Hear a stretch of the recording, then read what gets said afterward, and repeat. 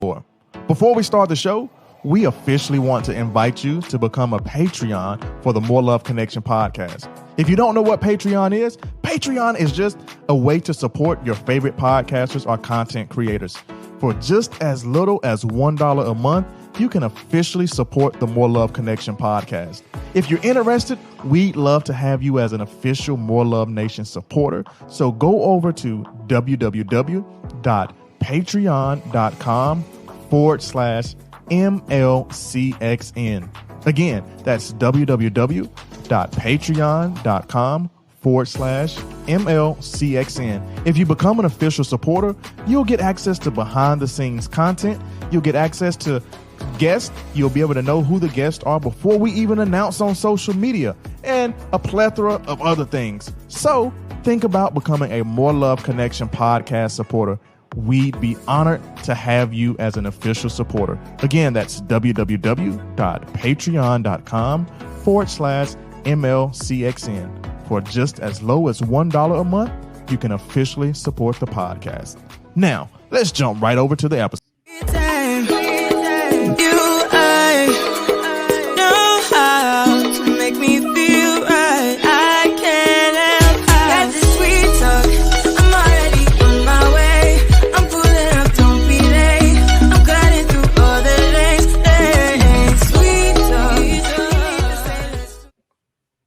Hey, what is going on, More Love Nation, man? Welcome back to the More Love Connection podcast. Today's episode is going to be amazing. We have a very, very special guest on the show. I believe this information that she is going to provide is going to change lives. It's going to change lives, but it is going to be amazing. I actually I think Christina and we went to middle school together, I believe, but we'll get into that in a conversation. But as you heard in the intro, if you want to become a member of the More Love Nation, go over to our Patreon, www.patreon.com/MLCXN. Again, for just as little as $1 a month, you can support the More Love Connection podcast and help support all of the content that we create on our podcast platforms, YouTube, Instagram. So if you want to become an official member of the More Love Nation tribe, go over to Patreon. Also, if you have not done so, subscribe to the More Love Connection podcast. We are in season 6, and I cannot believe that I have been podcasting for almost 5 years now. Like this is amazing, and it's crazy because I like to talk, but I can't believe I've been talking into a microphone for 5 years. That is so crazy. But make sure you have subscribed to the More Love Connection podcast. Go on your favorite podcasting platform, whatever that platform may be, to subscribe to the More Love Connection podcast. Also, head over, if you're on YouTube, hit the like and subscribe button. Make sure you share this content with your family and friends. When you share your content with the family and friends, that helps us find new potential More Love Nation members. So I'm not going to talk your heads off because I want to go ahead and jump right on into the conversation. I'm telling y'all, go ahead and get your iPhones, get your Androids, get your pens, get your tablets on out, because it's information that I believe Christina is going to provide. It's going to be life-changing for some, and I want to put on the spot, but I believe it's going to be really, really good. But with that, we're going to take one more quick commercial break, and then we'll be right back with you. Hey, what's going on, More Love Nation? We'd like for you to check out the official merchandise for the More Love Connection podcast. Simply head over to Instagram, search @MoreLoveCXN, and click on our bio, and you can hit View Shop. You can purchase merchandise directly from Instagram, or you can go over to our website, www.morelovecxn.com/merch. Check out the official merchandise for the More Love Connection podcast. Check the show notes if you want to click from the podcast episode.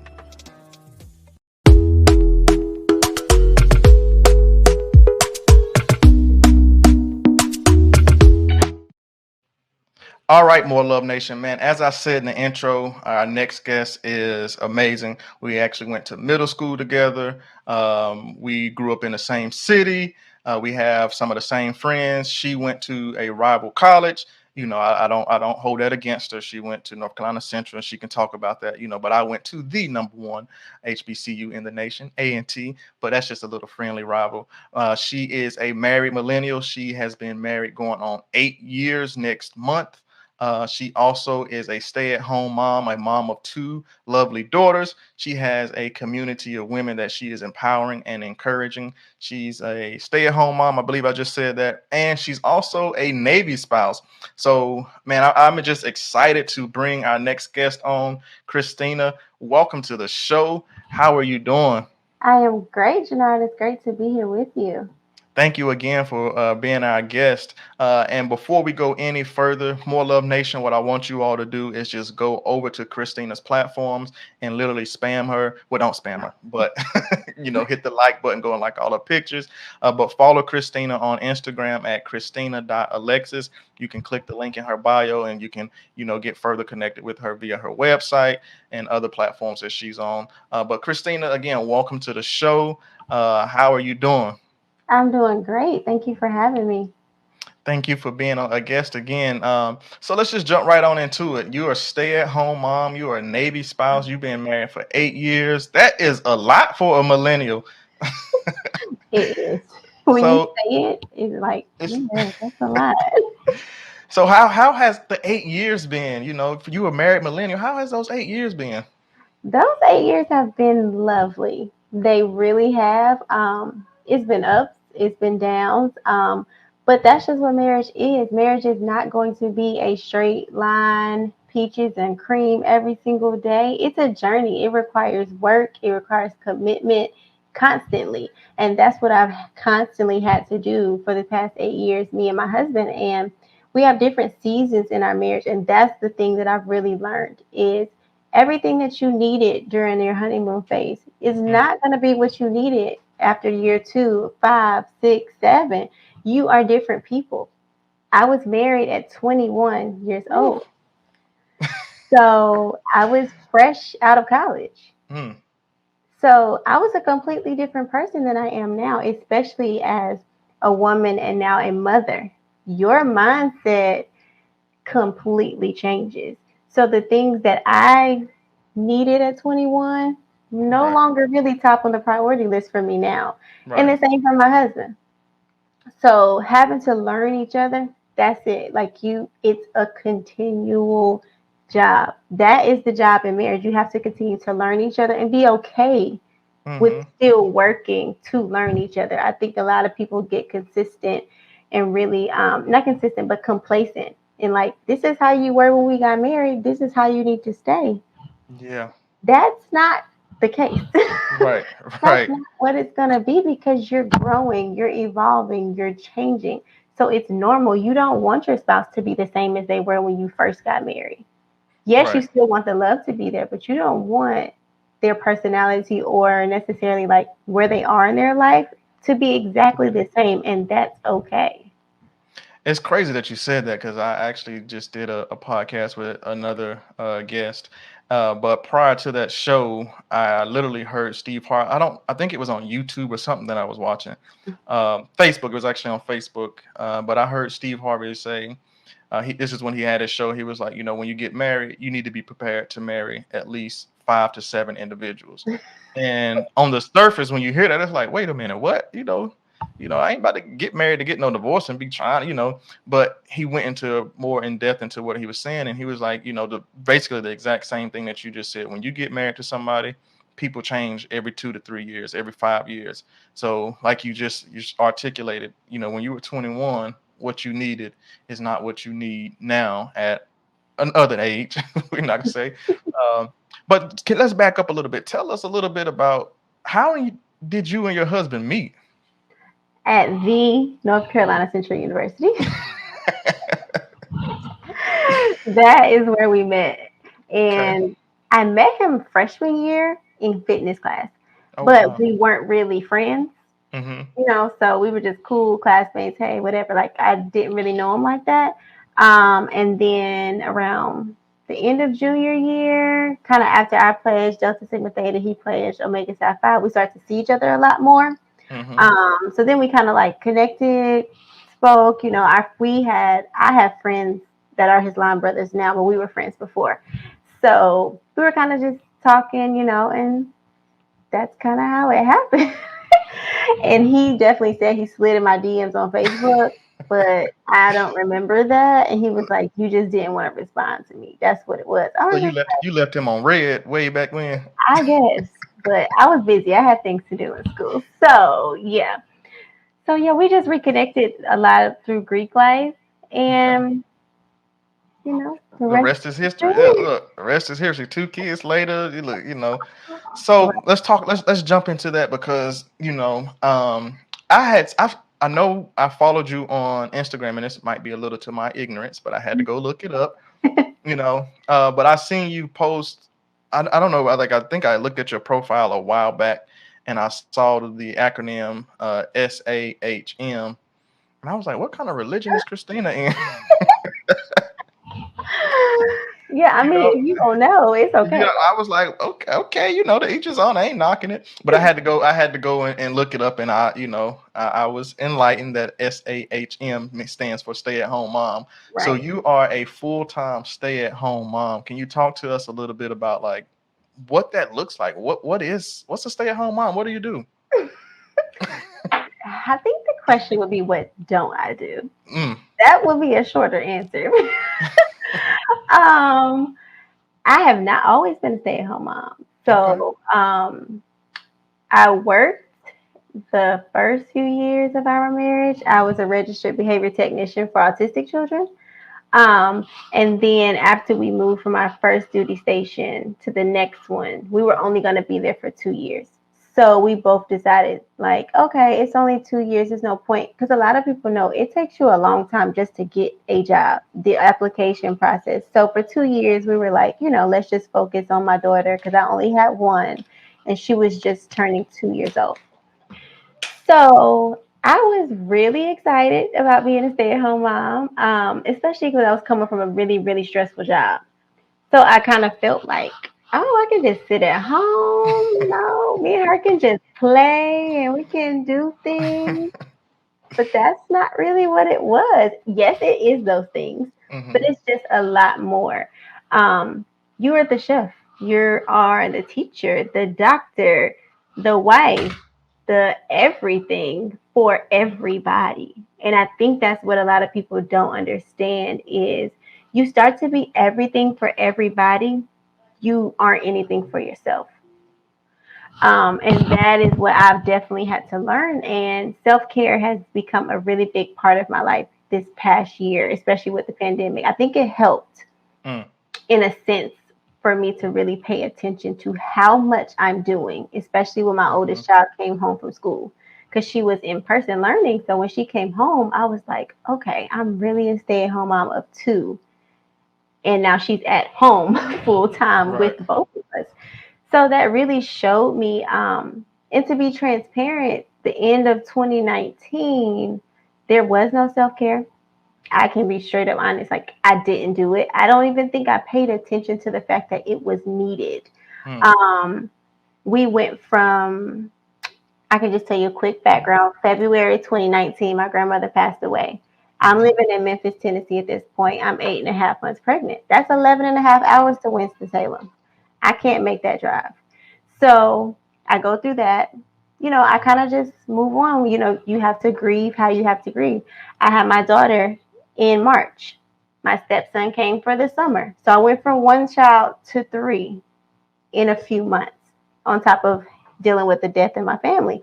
So you have all of that going on. And then in July, I have to uproot and move all the way to Rhode Island. So you go to a place with all your kids, still going through grief, and you move to a brand new place with no family, no friends. So you start over constantly as a military spouse. And as a hmm stay at home mom, you start to feel a little isolated. You do, because you're home. Home is like everything for you. So when you stay home, but you kind of don't have a way to meet people. As a lot of people, when you work, you have coworkers. Those start to be hmm your friends when you're in a new area. If you don't have that, you don't have that outlet for it to be somewhat of a release and of all the stress that's going on at home. So Mm-hmm. for you, if you're going to work, if today was a rough day for you, you come home and your home is your peace. So a lot of people don't think, what is a stay-at-home mom's peace? Where can she go as an outlet when this is where she works? This is where she Mm-hmm. lives. There is no place. Phew. I never even thought about it like that. And so when my husband has had a rough day, he comes here as his refuge. I'm his refuge. His Mm-hmm. family is his refuge. We are his peace. But I haven't had any peace today. Mm-hmm. So you kind of I in 2019 I caught myself just constantly suppressing how I felt Mm-hmm. because in the Navy, my husband's an officer. He has an amazing job. He's doing very, very well. But it's definitely a field that is not populated with a lot of minorities. So in that, my husband has that mindset. He has to do his best at everything. He's grinding no matter what. He's not taking the easy job. Right. Even if it's tough on him, or sometimes, we have to be apart, we got to do what we have to do. And I think he knows that because he wants to continually promote. Right. So he was starting graduate school after being out of college for about 6 or 7 years. He started graduate school at the War College. It's like an Ivy League school for military officers. Mm-hmm. So I knew how hard of a transition that was for him. So subconsciously, I suppressed any stress that I had going on during the day to be that peace for him when he came home. Because I Mm-hmm. know at his job, there is none for him.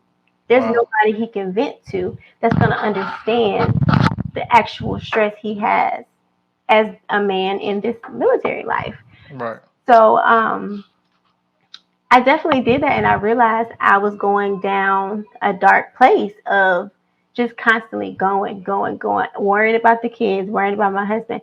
It was a constant thing. You're cooking, you're cleaning, you're teaching, every single day, over and over and over. You can become very, very stagnant, and then you can become resentful because you don't have that outlet that you feel like your spouse has. And I Right. know a lot of stay at home moms that I talk to and some that I meet through Instagram, they don't want to say that. You don't want to tell your spouse, like, ugh, like I'm tired, I'm over this, because you don't want, because it's a blessing. It really is Mm-hmm. a blessing. Let me not, miss saying that. It's a blessing to be able to stay home and raise your children and not have to work. So if you're financially stable with just one income, that's a blessing, especially after the pandemic. The fact that we're still able to do that is a blessing. I'm so, so appreciative of that. But as moms, we still have to be okay with expressing how we feel, and that's a form of self care and not holding it in. Wow. I'm telling you, like when you just broke it down, it's just as far as like how the stay-at-home mom, basically that's your safe haven, that's your workplace, that's basically your battlefield. Mm-hmm. And so you really don't get the chance to get that outlet. And just as you just said, like the self-care, that aspect, like that's really, really huge. And just from even following you, that's something that I've seen that you have been, kind of particular and intentional about within the last couple of months and last year or so, just like your self-worth post and just promoting yourself.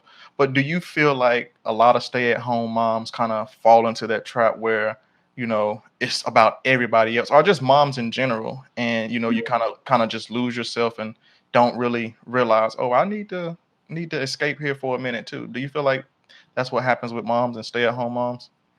Yes, I think it can happen for working moms and stay at home moms because working moms work just as hard. They also, sometimes their feelings of what's going on in stress is just a different type of stress. I'm not the one to say stay at home moms do more, working home moms do more. I don't like that debate because a lot of people do that and it's real stereotypical.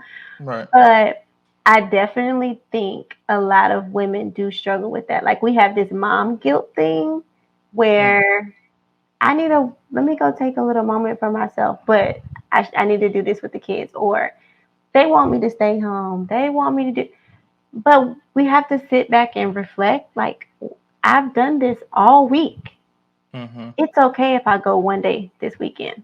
Right. They will be okay. But that's a really serious thing Yeah. that a lot of women struggle with. We do feel bad for taking time for ourselves, and it doesn't make any sense. Yeah. But That's when you are like the primary caregiver, you kind of feel that way. And a lot of women, even who live around family, still feel the same way. And for hmm me, my family like is where you are. That's 12 hours away from me right now. So I hmm can't just say, "Hey mom, can you come get the girls?" I don't have that option. And a lot of times here, moving so much, just to be real as parents, I'm sure you feel the same way. You're not having your kids with anybody. Right. Right. Right. So for me, the first we got here in July of 2019, I didn't have a friend until like mid 2020. Mm. So there was no outlet for anyone to keep my kids except for my husband. So he definitely was a push. He started to notice the change. Like, you're not really yourself. You're just doing, but it doesn't look like you're expressing yourself. And I wasn't. I was really going to the place of I was just suppressing it. But when it was coming out, I was cold. I was a little irritated, snappy, all of those things when you are really overwhelmed. hmm But for me, I kind of felt like it didn't matter how overwhelmed I was, the job had to get done. I can't just quit. There's nobody to pick it up. So when you have that, yeah, you're gonna get burnt out for Man, sure. I'm telling you, like, my birthday was in February of this year, and Destiny and I, we went to Raleigh, and our daughter Madison stayed with her mother and her sister. Her sister actually came down from Washington to kind of watch her. But I was like, we're gonna have an entire weekend where it's just us. Madison will be fine. We ain't gonna worry about Madison. And like we are supposed to be gone from Friday, and we were just going to get a hotel room in the city, same city, so Madison wasn't too far. But I'm telling you, Friday night, as soon as we pulled off from the house, I mean, within less than 2 to 3 minutes, she was texting her sister, like, send me a picture, Madison. I'm like, what? And we went to this high end restaurant, and I'm like, it's my birthday. We got on that. We looking good. I'm trying to drink a little bubbly, you know. Yeah. And like at the dinner table, she was texting her sister, and I finally texted her sister and was like, do not send Destiny anything about Madison. This is her time. This is our time, And she just finally had to basically, it's like, yo, I gotta take a break.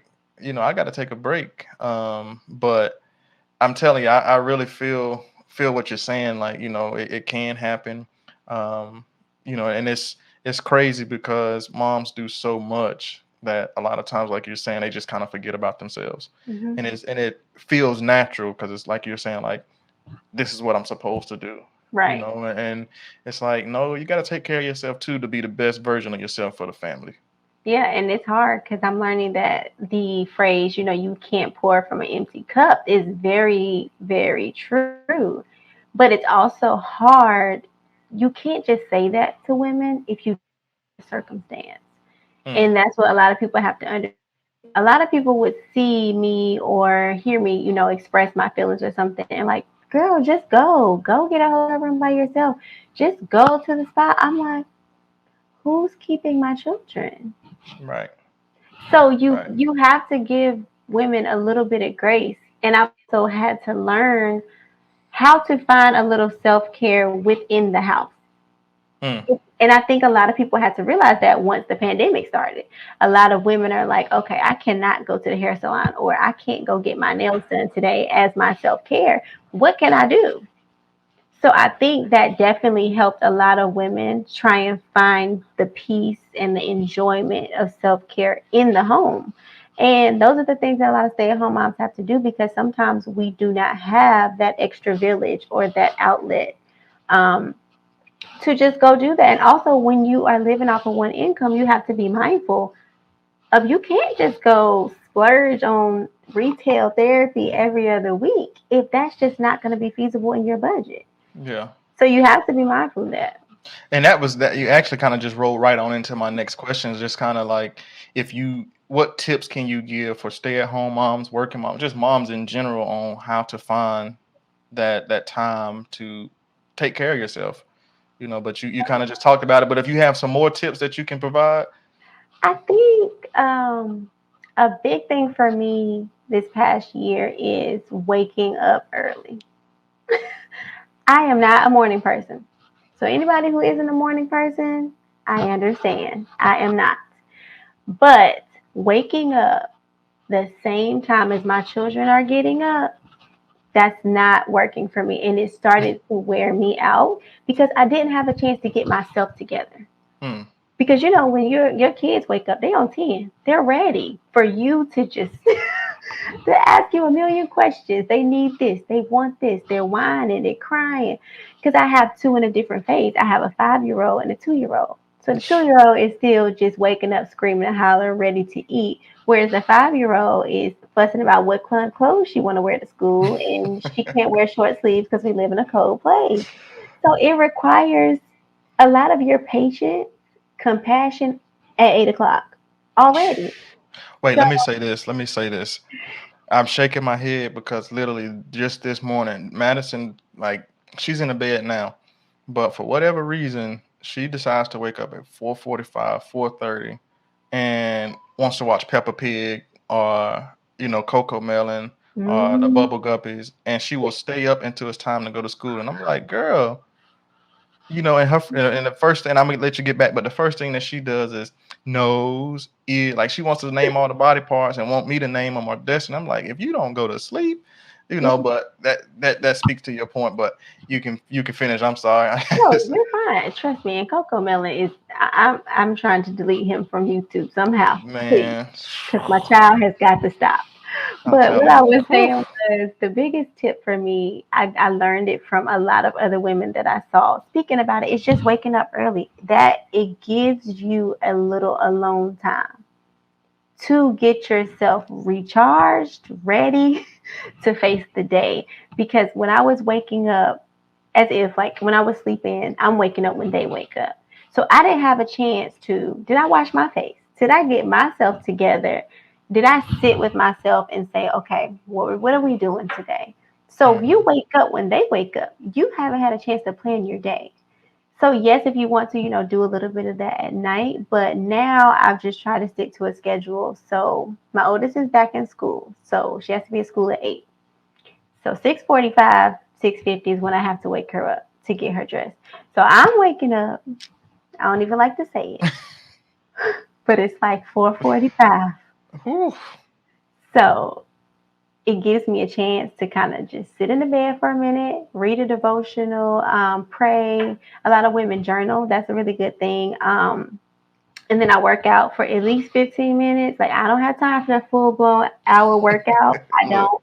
But it is what it is. I'm look, trying to right. move my body because that also helps, give you a little boost of energy and like relieve your stress. So at least 15, 20 minutes of the workout down here in the living room, Hmm. shower, get clean, put some clothes on, and actually eat a little bit of breakfast by myself. Because us moms know and dads, you got to share everything. Look, So can you just sit with yourself and have one meal alone?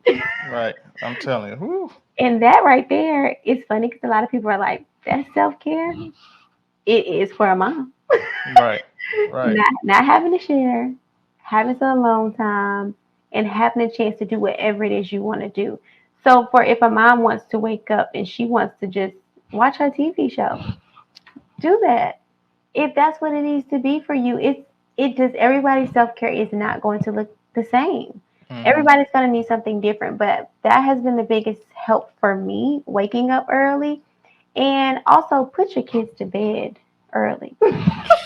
Look, we trying to get on a routine around here because I see you on a routine like you be doing the reels like them girls be in the bathtub getting their hair washed. I'm like, okay, Christina got them hit. They on look, Yeah, they on a routine. I'm just saying you will get it because once you get that second one, you're going to see how quick it can go left. And how quick you like, it's been an hour past bedtime. So, and your kids will start to feed off of it. And of course, they're not going to say they're tired. They're never going Mm-hmm. to say they're tired. No, but they know.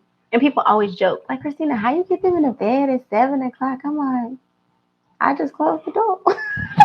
I'm just being real. But Yeah. but it also helps you. And Mm-hmm. for getting back to the marriage portion, my husband, you don't want to know this, but my husband leaves the house at 4:45. Oof.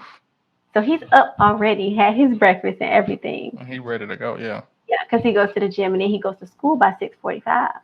That's his schedule now, and he's not coming home until 5 or 6. So that becomes the self care for me happens in the morning. The quality time for my husband happens at night. So that's been the balance. That is hard because as a stay at home mom, that role that plays in marriage, Mm-hmm. it can be hard because all of the extra stress and that not having an outlet how we feel, it can become resentful, or you can just really be envious of your husband leaving and have enough space to go. And granted, my husband tells me all the time, like, but I'm not going to like have fun. Like I'm going to work. I'm like, I understand, but I had to explain to him, you're getting adult interaction Mm. and you're getting a break from what it is at home. Right. Us moms, especially stay at home moms, we don't get that. So that can become a little bit of an issue if you do not keep your communication wide open. Wow. That's Yeah. the biggest thing because you have different seasons in your marriage. You're going to have the honeymoon phase where it's just you and him. It's all, peaches and Peaches cream. and cream. Yeah. Then you're going to have the season of early parenthood, is what I call it. I'm sure it's a more technical term, but that's just straight to the point is when you have young children that are still very much dependent on you. Mm-hmm. Your spouse, the male, most of the time, has to go through that transition of my wife not being there just for me anymore. She's not just my helpmate anymore. Now she's everybody in here's helpmate. You're preaching to the choir. You're preaching to the choir. So I had to learn to just communicate that in a very respectful and loving way so he would understand. I'm not trying to, not show you as much attention as you need. No, but we just had to come with that balance. And that's okay, let me give myself a time in the morning. The kids got me all day long. But that is why you have to put them in the bed. So mine are usually in the bed by 7:15 at the latest. So yes, my husband's waking up so early. I know I'm not trying to have him up past 9 o'clock. So from that time when they go to bed, that's just gonna be me and him. Mm-hmm. And every night is not going to work out like that because your kids sometimes are not going to do it. That's okay. But the fact that you can communicate with your spouse, this is what our plan is. Let's try and work for this every day. That's the commitment that you're placing. And okay, my spouse she trying. I know she Right. got a lot on her plate and she's not trying to neglect me. So she's setting out time to make this just for me. And as men, you have to just give your wife grace in this early parenthood phase because a lot of men don't understand it. They go from that honeymoon phase into that parenthood phase. And that is a transition that nobody gives you guys a manual about. We don't know what we're doing. Right. You're just in Right. it together and you're just trying to figure it out. Trying to And figure that's it the out. same thing. You just have to keep that willingness in your relationship to like no matter what's wrong with your daughter, you're gonna keep trying to figure it out because you want her to get better. Mm-hmm.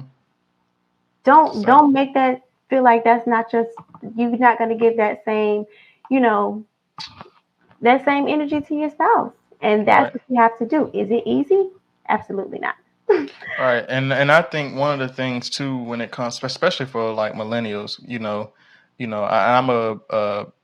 I'm an advocate for like premarital counseling, postmarital counseling, and a lot of times when you go to counseling, it's like, oh well, we need to work on communication or we need to work on X, Y, and Z, and I think for those married millennials, like just talking about and having these candid conversations, like, hey, when you have a child and you bring a child into the mix, like, that really it really changes things. And, it's not going to be the same honeymoon stage where it was just us and we can stay up all night, and so Uh, I really, really appreciate you for saying that. But what I want to do now is I want to just take a quick little commercial break, and we'll come back, and then I want to talk about just like the health journey and you promoting healthy eating with your daughters, because I be seeing them eat stuff that I don't even. I'm like, Christina kids be I'm eating trying. good, but let's take a quick commercial break, and we'll be right back with you all with more the More Love Connection podcast.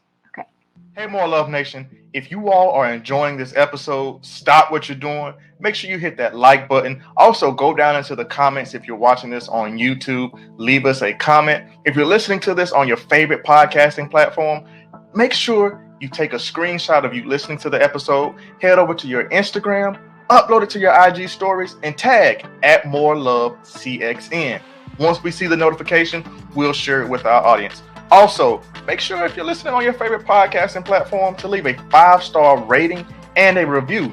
Reviews help new listeners find the More Love Connection podcast. So stop what you're doing, take the screenshot, leave a comment, just show some love.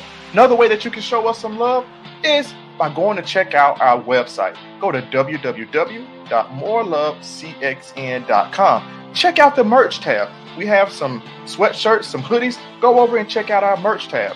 Also, for low as $1 a month, you can become an official supporter of the More Love Connection podcast. All you have to simply do is go to www.patreon.com/MLCXN. If you have not done so, make sure you subscribe to the podcast, subscribe to the YouTube, share it with your friends and your family. Again, that's the More Love Connection podcast. You know you like it. Go ahead and share it. Now, let's get right back to the episode. All right, guys. So we're going to jump right back on in it with Christina, man. This is an amazing episode. I am loving this conversation. I really, really appreciate Christina for just being transparent about being a stay-at-home mom, what moms really go through. But now I just want to kind of transition to that healthy lifestyle. So we're going to bring Christina on back. So Christina, as I said before we went to our commercial break, your daughters be like, when I be looking at your Instagram, I'm be like, these girls eating avocados, fruit that I can't even name, and you be cooking up stuff. So how do you get your daughters to eat healthy foods, and why do you promote like a healthy lifestyle? I think promoting a healthy lifestyle it's just so important because a lot of people aren't doing it. And a lot of that I think is tied to kids aren't gonna like it. So I'm just not even gonna try. And if you see at the restaurants, the kids' meals menu is really so limited to like what they think kids are gonna eat, like chicken nuggets, pizza, and there's nothing wrong with that. I'm definitely not the mom where I have restrictions and I'm like, no, you cannot have that, or you cannot have cookies, no, because then I don't want them to have a negative aspect and a negative attitude towards food. Because I know a lot of people, I just try and, read up on a lot of fitness and nutritionists. They say you don't want to create that negative, perspective of food. Like, no, these cookies are going to make me bad because I'm going to gain weight. And then this is going to happen. And then that can be a downward spiral for their mindset, their confidence. I don't want my daughter to feel like if she eats some cake today, she's going to be too big and somebody's not going to like her. No, but that is how a lot of people become, especially when they become puberty and teenage years. But bullying is a big deal right about now. Right. Especially with social media being around. We didn't have that when we were kids. So it's a whole different ball game. So I think that's another thing in creating that healthy lifestyle. It kind of just lets your kids know what is good for them and what kind of isn't. So I think the biggest tip for them eating things is just try it. Period. You may go to a restaurant like, oh, I've never seen that. Okay, let me try it. You like it or you don't. And that's kind of what it is for my kids. I don't force it. So when I try something new that I know my girls don't like, I just give them a small portion. And I'm like, just try it. But if it's too much, like, no, my oldest one is a little more pushback nowadays. Like, I don't like that. I just don't like broccoli. I don't want to eat it. I'm like, okay. And then there are other nights I just put 2 on the plate. I'm like, let's just try and finish your plate tonight. And she's like, okay. And then she'll do it. So I think the biggest tip is don't be too pushy. They don't have to eat exactly what you want or what you like. It's okay. Right. Because we have to think of them as children. They're just trying new things. They don't necessarily know the benefits. I try to tell them, like, this helps give you energy. This helps your body with, this gives you calcium. That does this. So explain it to them. But quite frankly, they're not going to care as much as we are. So I think another thing is if you have a child that's really struggling with only wanting unhealthy options, just don't buy them. Mm. They can't go to the store and get it themselves. So what is in there is what they're going to have. So if your options are healthy, that's what they're going to have to That's what they get at like. this age. Right. So I think I do a little bit of both. My husband likes sweets and snacks and cookies and Oreos and honey buns and oatmeal cream pies. I'm just like, let's Yeah. not. So, but for him, my husband, he works out all the time, so he don't really have to worry about that. But what I do is I kind of have a cabinet for his stuff, and I just Mm-hmm. put it away. Now, granted, my girls, it's not like I won't let them have a cookie. I won't let them have that. No, but I just make sure the ratio of healthy is much more than unhealthy. Unhealthy. Yeah, Yeah. and I think That's start at babies. That's yeah. the thing. And the difference is my youngest has been home with me since day one. Faith went to daycare from birth to two. So, quite frankly, when you send your kid to daycare, for her, I sent her lunch. You're going to send things that you know they're going to eat because you don't want them to fuss with the daycare teacher and you want them to be fed. Mm-hmm. So that's what's going to happen. So, of course, I sent stuff I knew she was going to like. So I wasn't exposing her to as many things as I have my youngest daughter because she's been home Mm-hmm. with me. So when she first started eating real food, maybe 9, 10 months, I was just having lunch for myself here. So she wanted some. I'm like, okay, cool. Saute mushrooms. Here you go. Spinach.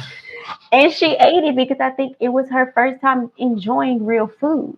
So Mm-hmm. that is when that's the part, like, try it in. When Right. they first get the interest in solid food, let it be something that most children don't want. Because now her palate has grown where she's okay with certain things. Like you'll probably laugh, but she likes Brussels sprouts. She's 2. She likes avocado. She Mm. likes mushrooms. Yeah, and almost any fruit, she'll That's yeah. definitely eat that. So Yeah. yeah, just try that. And if you really at a breaking point and they just not having it, try smoothies. That's a tip I gave on Instagram. You can put a lot of stuff in there that they don't know I about. don't know about it. Yeah. Do it Look, without the skin. Madison loves some smoothies, but she loves fruit. Like she will eat a whole thing of blueberries. She loves any type of fruit. Whereas me, I'm just apples, pineapples, and peaches. Yeah, But and that's how you my know, husband is. He's real simple, and the girls are not. But it's a good thing. And sometimes our kids teach us a lot because sometimes I tell my husband, like, just try it. You gotta show the girls, like. So sometimes it helps him try new things because the girls are looking at him like you can eat. Yeah. my oldest would definitely use that against me. Daddy don't want it, I don't want it. And I'm like, see, like you're not helping here. So Look, yeah. we went to a Japanese restaurant. Like I absolutely love sushi. I mean, I love sushi. So we went to a restaurant probably like 2 weeks ago on a Friday, and Destiny was like, "How can you eat sushi but won't eat fruit or won't eat certain vegetables?" And I was like, I mean, it is what it is, at this stage. I mean, it is what it is, But kind of want to wrap it up here. Can you tell our listeners, because like I said, you're a stay-at-home mom, you are a mother of two, you're a Navy spouse. Do you have a community where women can join if they want to find information, or do you know of any, outlets or groups of what women can do to join? Can you provide that information for our listeners? Yes. So the first thing you can do is follow my platform on Instagram. It's Christina.Alexius, where I'm definitely very transparent there. I talk about everything motherhood, millennial marriage, and stay at home moms. So I'm also very open. Any questions or things that I post, or if you just have questions about military life or marriage or mom life, you can always send me a DM. I'm super open about that. I also have a blog, www.christinaalexius.com, and you can find that easily through the link in my bio. And I definitely think reach out to other women that are in your shoes. And also just be okay with needing help and be okay with receiving. A lot of us as moms don't want to ask for help. We don't want to feel like we need it, but everyone needs help and it's okay. So do not feel like you're alone in this life of motherhood. It feels like that a lot, but don't get down on yourself. Just do what you have to do. But in order to do it at your best, you have to be at your best. And every day is not going to be perfect. And that's okay because we are all imperfect people trying to do the best we can. And our kids know that. So they love us regardless. Our spouses are going to love us regardless. So do what you have to do for yourself and just take care of you. It's not easy at all. But just do what you have to do to be the best that you can. And that's really all you can do. And be okay with that. Like, Look, it just be is look. what it is. It is what it is. Look, Yeah. I'll try to do a little bit better tomorrow. Mm-hmm. It is what it is. But Christina, again, thank you for being a guest on the More Love Connection podcast. Like this was an amazing episode. I've learned so much about stay-at-home moms and just, gained a new perspective. I'm serious, just gained a new perspective about, just how stay-at-home moms operate, how they think, and just what they go through. Yeah. And again, just for me, on the surface, it's just like, okay, well, they stay at home, take care of the kids, do the bills, but it's literally a full-time job. Yeah. So again, thank you for being transparent. So with that, More Love Nation, make sure you all go and support Christina. Make sure you all go and follow her over on Instagram. Check out her blog.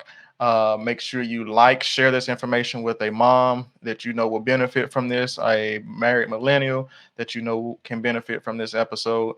Make sure you share the podcast over on 80 different podcasting platforms. So with that, we are going to see you all next week. Holla at a player when you see him in the street.